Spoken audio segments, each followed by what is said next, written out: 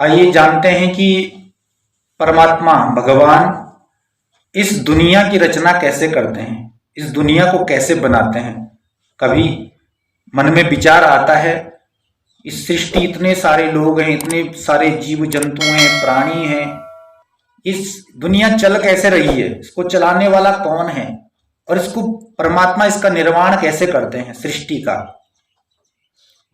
तो भगवान के बारे में कहा गया है कि प्रभु जब थोड़ा सा मुस्कुराते हैं तो सृष्टि का सृजन हो जाता है। प्रभु थोड़ा सा गंभीर होते हैं तो सृष्टि का पालन होने लगता है। और भगवान थोड़ा सा नाराज हो जाते हैं, क्रोध में आ जाते हैं थोड़ा सा, तो सृष्टि प्रलयंकारी समुद्र में डूब जाती है। ईश्वर एक ही है, परमात्मा एक ही। हम उसको कोई भी नाम दे दें, कुछ भी नाम दे दें, तो हमारे वेदों में, पुराणों में जो परमात्मा का सर्वप्रथम रूप है वो है नारायण। नारायण भगवान, वो नारायण अकेले हैं और क्षीर सागर में शयन करते हैं। भगवान नारायण, नारायण का अर्थ ही होता है कि नार मने होता है जल और अयन मने होता है निवास। जो जल में निवास करता है उसी को नारायण कहते हैं। तो दो चीजें हैं, एक परमात्मा है, एक उनकी प्रकृति है, शक्ति है।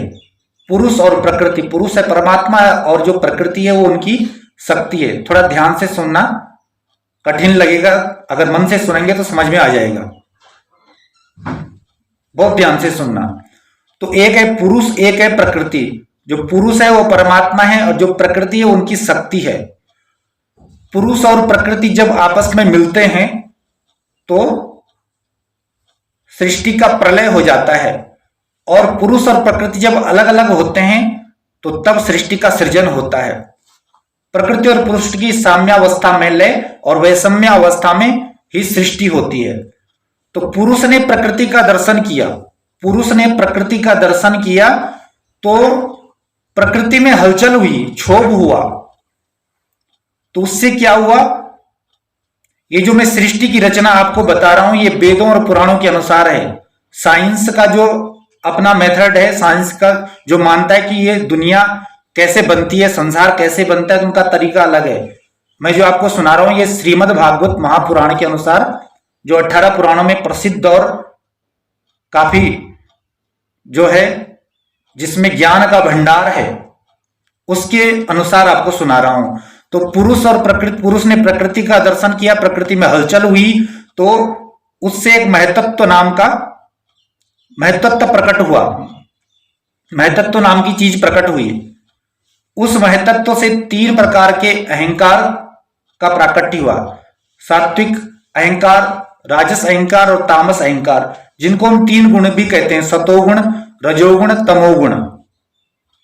फिर इन 3 गुणों से जो तमोगुण है, तमोगुण से 5 महाभूतों की रचना हुई।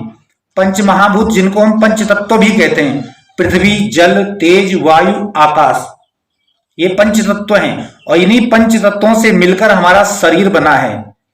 5 तत्वों से मिलकर हमारा शरीर बना है मानव तन का। गोस्वामी तुलसीदास जी ने भी कहा है कि क्षिति जल पावक गगन समीरा, क्षिति जल पावक गगन समीरा, पंच रचित अति अधम शरीरा। क्षितिजल पावक गगन समीरा, इन 5 तत्वों से हमारे शरीर का निर्माण हुआ है। तो तमोगुण से 5 तत्व प्रकट हुए और इन 5 तत्वों की 5 तन्मात्राएं होती हैं। जैसे जो पृथ्वी है, पृथ्वी का जो गुण है वो है गंध, पृथ्वी का जो गुण है वो गंध। जल का तत्व है पृथ्वी, जल, तेज, वायु, आकाश, शब्द, स्पर्श, रूप, रस, गंध। तो पानी का जो तत्व है, जो गुण है वो है रस। आकाश का गुण है शब्द। हम जो शब्द बोल रहे हैं आकाश में होकर ही आपके कानों तक पहुंच रहा है, आकाश के माध्यम से ही पहुंचता है। अगर चारों तरफ से बंद कर दिया जाए, दीवार हवा, वायु भी बाहर ना निकले, हवा भी ना निकले तो आवाज बाहर जा ही नहीं सकती। तो पृथ्वी जल तेज, तेज का तेज यानी कि अग्नि, अग्नि का गुण क्या है? रूप। तेज, वायु और आकाश। तो इस तरह से इनकी रचनाएं हुई। और जो सतोगुण है, जो रजोगुण है, उस रजोगुण से हमारी शरीर की इंद्रियां प्रकट हुई। हमारी शरीर की जो इंद्रियां हैं, 5 ज्ञानेंद्रियां, 5 कर्मेंद्रियां। जो ज्ञानेंद्रियां हैं, चक्षु, श्रोत्र, घ्राण, जिह्वा, त्वक, यानी कि आंखें, कान, नासिका, जीभ और त्वचा, ये ज्ञानेंद्रियां ये हमको ज्ञान कराती हैं। आंख हमका रूप का ज्ञान कराती है, ये मनुष्य है कि जानवर है कि कोई पत्थर है। आंख हमें रूप का ज्ञान कराती है, नॉलेज कराती है। शब्द हमें कान हमें शब्द का ज्ञान कराते हैं, ये कोई कहीं गाना बज रहा है या कहीं भजन बज रहा है, क्या बज रहा है। ऐसे ही जीभ हमें रस का ज्ञान कराती है कि ये कड़वा है कि मीठा है कि तीखा है। नासिका हमें सुगंध का ज्ञान कराती है कि सुगंध है कि दुर्गंध है। और त्वचा, त्वचा हमें ये ज्ञान कराती है ये गर्म है कि ठंडा है। तो इनसे हमें ज्ञान होता है।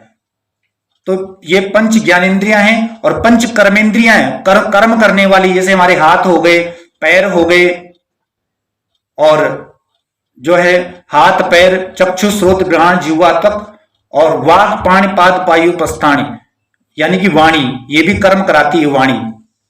तो ये कर्मेंद्रियां हैं। तो हमारे शरीर में जो इंद्रियां हैं, इनके देवता हैं। देवताओं ने हमारे इन इंद्रियों में निवास किया हुआ है, बैठे हुए हैं। आंखों के देवता कौन है? आंखों के देवता हैं सूर्य। आंखों के देवता हैं सूर्य। जिस दिन आंखों का देवता इस आंख को छोड़कर के चला जाता है तो आंखें अंधी हो जाती हैं। भाई जो अंधा व्यक्ति होता है, आंखें तो उसकी भी होती हैं, हमारे जैसी होती है, तो उसको दिखाई क्यों नहीं देता? अगर एक बार अंधा हो गया तो दुनिया का कितना सा बड़ा डॉक्टर हो, उसको आंखें दोबारा दे नहीं सकता। वो ऐसी क्या चीज है जो आंख से निकल गई और उसको दिखाई नहीं देता? आंख का जो ढांचा है वो तो उसके पास भी रहता है, लेकिन नहीं दिखता। क्यों? क्योंकि उस आंख का जो देवता है सूर्य, वो छोड़ करके चला गया। पैरों के देवता हैं विष्णु। हमारे जो पैर हैं उसके देवता हैं विष्णु, विष्णु भगवान। इसीलिए तो हम जब अपने से बड़ों को प्रणाम करते हैं तो हम उनको प्रणाम नहीं करते, बल्कि हम कहीं ना कहीं भगवान को प्रणाम करते हैं, विष्णु को प्रणाम कर रहे हैं। हाथ के देवता हैं इंद्र, कानों के देवता हैं दिशा, नासिका के देवता हैं अश्विनी कुमार, जिह्वा के देवता हैं वरुण। इन इंद्रियों में अलग अलग देवता बैठे हैं, तभी ये इंद्रियां काम कर रही हैं। जैसे लकवा मार जाता है तो हाथ काम करना बंद कर देता है। वो क्या हुआ? क्योंकि उस अंग का जो देवता है, जो शक्ति है उस अंग की, वो चली गई। तो इनकी जो रचना हुई वो रजोगुण से हुई, और सतोगुण से इन सभी के जो देवता हैं उनका प्राकट्य हुआ। तो इस तरह से रचना हुई। उसके बाद भगवान नारायण जो समुद्र में, क्षीर सागर में शयन कर रहे हैं, उनकी नाभि से एक कमल का प्राकट्य हुआ। आपने फोटो में देखा होगा, भगवान विष्णु की नाभि से एक कमल निकलता है, नाल, और उस कमल के ऊपर ब्रह्मा जी का प्राकट्य हुआ। ब्रह्मा जी, जब ब्रह्मा जी प्रकट हुए तो ब्रह्मा जी ने सोचा कि मैं कहां से आया हूं, मैं कौन हूं, मुझे किसने जन्म दिया, मेरा माता पिता कौन है। तो ब्रह्मा जी ने चारों तरफ देखना चाहा तो 4 मुख प्रकट हो गए। जब चारों तरफ दृष्टि डाली ब्रह्मा जी ने तो चारों तरफ जल ही जल दिखाई दिया, पृथ्वी पर कुछ नहीं। ब्रह्मा जी के मन में जिज्ञासा हुई कि आखिर मुझे पता तो होना चाहिए कि मुझे किसने पैदा किया। तो सोचा कि जिस कमल पर मैं बैठा हूं, इस कमल का कोई ना कोई मूल होगा, कोई ना कोई जड़ होगी जहां से ये कमल निकला है। तो ब्रह्मा जी उस तंतु के सहारे, कमल की नाल के सहारे जल में नीचे गए, चलते गए चलते गए चलते गए, लेकिन कहीं भी उसका अंत नहीं मिला। जब थक गए तो वापस आए और उसी कमल पर बैठ गए। ब्रह्मा जी उस पर बैठ गए। तो फिर इन्होंने सोचा कि अब मैं पता नहीं कर सकता कि मुझे किसने जन्म दिया। फिर इनके कान में 2 शब्द सुनाई दिए, तप, कि तप करो। तब इन्होंने तप किया और उस तप के प्रभाव से भगवान नारायण ने इनको दर्शन दिया साक्षात रूप में, कि शांताकारं भुजगशयनं पद्मनाभं सुरेशं विश्वाधारं गगन सदृशं मेघवर्णं शुभांगं जो प्रभु का शांत आकार था, भुजग शयनम, जो शेष नाग की सैया पर शयन कर रहे हैं, पद्मनाभम सुरेशम, जिनकी नाभि से कमल निकल रहा है, ऐसे भगवान नारायण का दर्शन किया ब्रह्मा जी ने। और तब भगवान ने अपना ज्ञान ब्रह्मा जी को दिया और आदेश दिया कि ब्रह्मा जी, मैं तुम्हें आदेश देता हूं कि तुम सृष्टि की रचना करो, दुनिया को बनाओ। तब ब्रह्मा जी ने वो ज्ञान प्राप्त किया और उस ज्ञान के फलस्वरूप उन्होंने सृष्टि की रचना प्रारंभ कर दी। सबसे पहले 4 पुत्रों को जन्म दिया ब्रह्मा जी ने, सनक, सनंदन, सनातन, सनत कुमार। मन से सोचा और पुत्र प्रकट हो गए, मानसिक सृष्टि। तो चारों से कहा कि तुम सृष्टि की रचना करो। तो चारों ने कहा कि पिताजी, हम सृष्टि के चक्कर में नहीं पड़ने वाले, हम तो भजन करेंगे। तो वो तो भजन करने चले गए। तो फिर जो है ब्रह्मा जी को क्रोध आया कि मेरे पुत्र मेरी बात को नहीं मान रहे हैं। तो उस क्रोध से ब्रह्मा जी की भ्रुकुटी से भगवान रुद्र के रूप में प्रकट हो गए, भगवान शिव प्रकट हुए। तो भगवान शिव से कहा कि तुम सृष्टि की रचना करो। तो भगवान शिव ने कहा जो आज्ञा। तो भगवान शिव सृष्टि की रचना करने लगे। तो भगवान शिव की सृष्टि बड़ी विचित्र, डाकनी, साकनी, पिशाचनी, भूत, प्रेत, पिशाच, इस तरह के प्रकट कर दिए। ब्रह्मा जी ने कहा भोलेनाथ से कि भोलेनाथ, ऐसी सृष्टि मुझे नहीं चाहिए, तुम बंद करो अपनी सृष्टि, तुम तो भजन कर लो। तब भोलेनाथ ने अपनी सृष्टि बंद करी और फिर ब्रह्मा जी ने 10 ऋषियों को प्रकट किया। मन से सोचा, 10 ऋषि प्रकट हो गए, मरीचि, अत्रि, अंग्रा, पुलस्त्य, पुला, क्रतु, भृगु, ये 10 ऋषियों को प्रकट किया। लेकिन फिर भी सृष्टि का विस्तार नहीं हुआ, दुनिया चल नहीं पाई। तो तब ब्रह्मा जी ने अपने शरीर के 2 भाग किए। दाएं अंग से एक पुरुष प्रकट हुआ, बाएं अंग से एक कन्या प्रकट हुई। जो पुरुष था उसका नाम हुआ मनु और जो स्त्री थी कन्या, उसका नाम हुआ शतरूपा। तो फिर उन दोनों को आदेश दिया कि तुम सृष्टि की रचना करो। और फिर मनु शतरूपा ने सृष्टि की रचना प्रारंभ करी। उसके बाद मनु से ही मानव सृष्टि हुई, इसलिए मनुष्य कहा जाता है। मनुष्य क्यों कहते हैं कि मनु के पुत्र हुए, इसलिए मनुष्य। और फिर इन्होंने जो है सृष्टि का विस्तार किया आगे आगे, और फिर दुनिया जो है चलने लगी। तो इस तरह से ये जो पूरा संसार है, ये प्रभु का रूप है, प्रभु का स्वरूप है। कहते हैं कि हरि व्यापक सर्वत्र समाना, भगवान व्यापक रूप से सभी जगह है।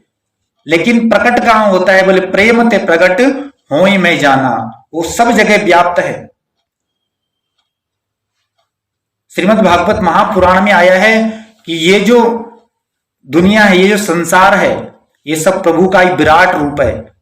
ये जो मूर्ति के रूप में दर्शन कर रहे हैं, ये तो भगवान का सूक्ष्म रूप है, ये साकार रूप है, क्योंकि इसका आकार बना हुआ है। और एक परमात्मा का जो रूप है वो है निराकार, उसका कोई आकार नहीं है, निराकार है, उसको हम आकार में बांध ही नहीं सकते हैं। तो कहा गया कि पाताल में तस्य ही पाद मूलम पठन्ति पार्ष्णी प्रपदे रसातलम महातलम विश्वसृजोत गुल्फो तलातलम वे पुरुषस्य जंघे। ये जो पृथ्वी है, इस पृथ्वी से 7 लोक नीचे हैं और 7 लोक ऊपर हैं। पृथ्वी से 7 लोक नीचे, 7 लोक ऊपर। 7 लोक नीचे कौन से हैं? अतल, बितल, सुतल, तलातल, रसातल और महातल और पाताल। ये 7 लोक। सबसे नीचे पाताल। तो जो पाताल लोक है भगवान के पैर का तलवा है, पैर का तलवा है पाताल लोक। उसके ऊपर के जो लोक हैं ये प्रभु के शरीर के ही अंग हैं। और ये जो पृथ्वी लोक है, भूर लोक, जिसमें हम बैठे हैं, ये प्रभु का पेट है, उदर। इसके ऊपर भी एक पृथ्वी को मिलाकर के ऊपर 7 लोक हैं। भू, भुआ, स्वाहा, महा, जन, तप और सत्य। सबसे ऊपर है सत्यलोक, जो भगवान का सिर है, मस्तक है। तो ये विराट रूप है परमात्मा का। तो पूरी प्रकृति में परमात्मा समाया हुआ है। ये जो वृक्ष हैं, पेड़ पौधे हैं, ये जो वृक्ष पेड़ पौधे हैं, ये कोई सामान्य नहीं है। बोले ये भगवान के शरीर के केस हैं, केस हैं, रोम हैं। बड़े बड़े पेड़ हैं जो वो केस हैं, छोटे छोटे हैं वो रोम हैं। ये जो नदियां हैं, बड़ी बड़ी नदियां, ये भगवान के शरीर की नाड़ियां हैं। जैसे हमारे शरीर में नाड़ियां होती हैं, नसें होती हैं, तो वैसे ही नदियां जो हैं भगवान के शरीर की नाड़ियां हैं। आकाश में जो सूर्य चंद्र हैं, ये भगवान की आंखें हैं, नेत्र हैं। सूर्य चंद्र नेत्र हैं। कितनी सुंदर व्यवस्था उस परमात्मा ने बना रखी है हमारे लिए जीने के लिए, खाने के लिए उसने हमारे लिए अन्न की व्यवस्था कर दी, जो है फलों की व्यवस्था कर दी। प्रकृति में इतने सुंदर सुंदर फल होते हैं। और हमारे लिए प्रकाश की व्यवस्था सूर्य चंद्र के रूप में कर दी। प्रत्येक दिन भगवान सूर्य सुबह सुबह आ जाते हैं और हमें रोशनी देते हैं, प्रकाश देते हैं। हम सरकार से बिजली का कनेक्शन लेते हैं तो महीने में सरकार हमारे हाथ में बिल थमा देती है कि आपने इतनी बिजली खर्च करी, इतना बिल दो, नहीं तो कनेक्शन कट जाएगा। लेकिन भगवान सूर्य ने, प्रभु ने हमें रोशनी दी, जन्म से लेकर हमें हर समय हर दिन प्रकाश देते हैं। लेकिन कभी भगवान ने हमसे बिल मांगा कि मैंने तुमको रोशनी दी और तुम मुझे इसका बिल दो? अगर कभी मांग भी लेंगे तो हम दे भी नहीं पाएंगे। तो कितनी सुंदर व्यवस्था उसने कर दी। देखिए मिट्टी एक ही है, मिट्टी एक ही है, मिट्टी में कोई स्वाद नहीं है अगर हम मिट्टी को खाएंगे। लेकिन उस मिट्टी का चमत्कार देखिए कि एक पौधा हम लगाते हैं और उस पौधे में फल आता है, वो बहुत बहुत ज्यादा तीखा होता है। वो कौन सा फल है? बोले मिर्ची। दूसरा पौधा लगाते हैं तो उसमें जब फल आता है, उसको जब हम खाते हैं तो बहुत मीठा होता है, स्वादिष्ट। वो कौन सा फल है? बोले आम। एक और पौधा लगाया, उसमें भी फल आया, हमने खाया, उसका स्वाद बिल्कुल चिरपिरा। वो कौन सा फल था? बोले नींबू। एक और पौधा लगाया, उसमें फल आया, वो फल को जब खाया तो बिल्कुल कड़वा लगा। वो कौन सा फल है? बोले करेला। तो पृथ्वी एक ही है, लेकिन उसमें जितने भी पौधे हैं सबका फलों का स्वाद अलग अलग है। तो ये जो चमत्कार है, ये शक्ति है, ये परमात्मा के द्वारा ही दी गई है। इसीलिए हमारे शास्त्रों में, वेद पुराणों में कहा गया कि वृक्षों की रक्षा करो, पेड़ पौधों की रक्षा करो। जितना पेड़ पौधे लगाओगे उतने ही हम स्वस्थ रहेंगे, सुरक्षित रहेंगे। और इसीलिए हमारे ऋषि मुनियों ने कुछ पौधों को, कितना विशाल है हमारा सनातन धर्म कि उसमें वृक्षों को भी देवता माना है, पशु पक्षियों को भी देवता माना है, भगवान से जोड़ दिया। पशुओं में कुत्ते को हम भैरव का रूप मानते हैं, बैल को, वृषभ को भगवान शिव का रूप मानते हैं, गाय तो स्वयं माता है ही। जब जो कौवा है, कौवे को कोई देखना नहीं चाहता, हम कितनी कर्कश उसकी वाणी है, लेकिन जब श्राद्धों के समय कौवा आता है तो हम कहते हैं कि अरे हमारे पितृदेव आ गए, ये भोजन ग्रहण करेंगे। तो हमारी श्रद्धा ऋषि मुनियों ने इनसे जोड़ दिया और उनको देवता का रूप दे दिया। और पीपल का पेड़ है, तुलसी का पौधा है, बट है, इनकी पूजा करने के लिए हमें आदेश दिया, इनकी पूजा करो, इनसे हमें सब कुछ मिलेगा। तो कहीं ना कहीं ऋषियों का ये ध्येय था, ये मकसद था कि जब हम प्रकृति की रक्षा करेंगे तभी प्रकृति हमारी रक्षा करेगी। पीपल का पेड़ है, आज साइंस भी मानता है कि पीपल का पेड़ एक अकेला ऐसा पेड़ है जो 24 घंटे ऑक्सीजन देता है। रात को हम किसी भी वृक्ष के नीचे नहीं सो सकते, सोना भी नहीं चाहिए, लेकिन पीपल के वृक्ष के नीचे सो सकते हैं, क्योंकि वो 24 घंटे ऑक्सीजन देता है। तो हमारे ऋषियों ने कहा कि पीपल की पूजा करो, उससे क्या होगा कि पौधे की रक्षा होगी, वृक्ष होगा तो हमें ऑक्सीजन मिलेगा, हवा मिलेगी और हम स्वस्थ रहेंगे। इसी प्रकार से अन्य भी पौधे जैसे तुलसी है, बट है, तो इनकी पूजा करने के लिए हमें आदेश दिया ताकि हमारा मन उसमें लगे और उन पौधों से हम पौधों की रक्षा करें। लिखा गया है कि पेड़ पौधों को बिना कारण कभी काटना नहीं चाहिए। हालांकि कभी कभी हमें जरूरत होती है अपने लिए तो काटना पड़ता है, लेकिन बिना कारण अगर हम काटते हैं तो हम पाप के भागी बनते हैं। पेड़ पौधों को यहां तक लिखा है कि बोले कभी अगर हमने विष का पौधा भी लगा दिया अपने हाथ से तो उसको भी अपने हाथ से नहीं काटना चाहिए। तो ये सब परमात्मा ने ये सब नियम बनाए और सृष्टि की रचना इस तरह से हुई कि जब हम प्रकृति की रक्षा करेंगे तो प्रकृति भी हमारी रक्षा करेगी। और यदि हम प्रकृति का विनाश करते रहेंगे प्रकृति का ध्यान नहीं देंगे तो इसी प्रकार की जो बीमारियां हो रही हैं, जैसे वर्तमान में चल रही है कोरोना नाम की बीमारी, नई नई बीमारियां आती रहेंगी यदि हम जो है प्रकृति की रक्षा नहीं करेंगे। तो कहीं ना कहीं ये जो बीमारियां हैं जो हम भुगत रहे हैं, जो हमें आज फल प्राप्त हो रहा है, ये कहीं ना कहीं हमारे ही कर्मों के द्वारा किया गया फल का रूप है। हमारे ही कर्मों का परिणाम हमें आज मिल रहा है। तो इसलिए हमें प्रकृति की रक्षा करनी चाहिए जिसको परमात्मा ने बनाया है। आइए इस भजन के माध्यम से वाणी को विराम